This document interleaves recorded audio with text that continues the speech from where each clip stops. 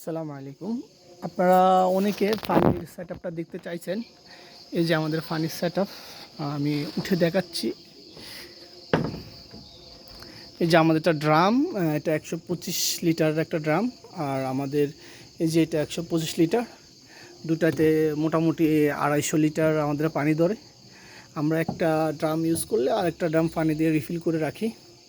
আর এই ড্রামটা আপনারা যে দেখতে পাচ্ছেন, এই বড় ড্রামটার মধ্যে আমরা পানি মূলত জমা রাখি আর কি, স্টক করে রাখি। যদি কখনো কারেন্ট না থাকে তাহলে আমরা এখান থেকে পানি নিয়ে ব্যবহার করি আর কি।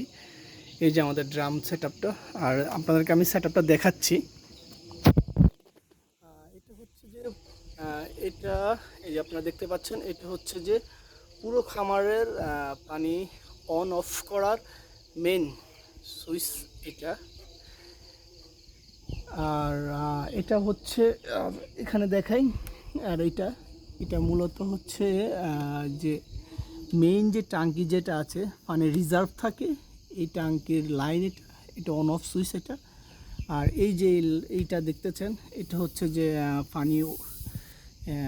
পানি ওভারফ্লো যদি হয়ে যায়, অথবা যে আমাদের যে ড্রামে যে ডাস্টগুলো থাকে, ডাস্টগুলো বের করে দেওয়ার জন্য এই লাইনটা আমরা ইউজ করি।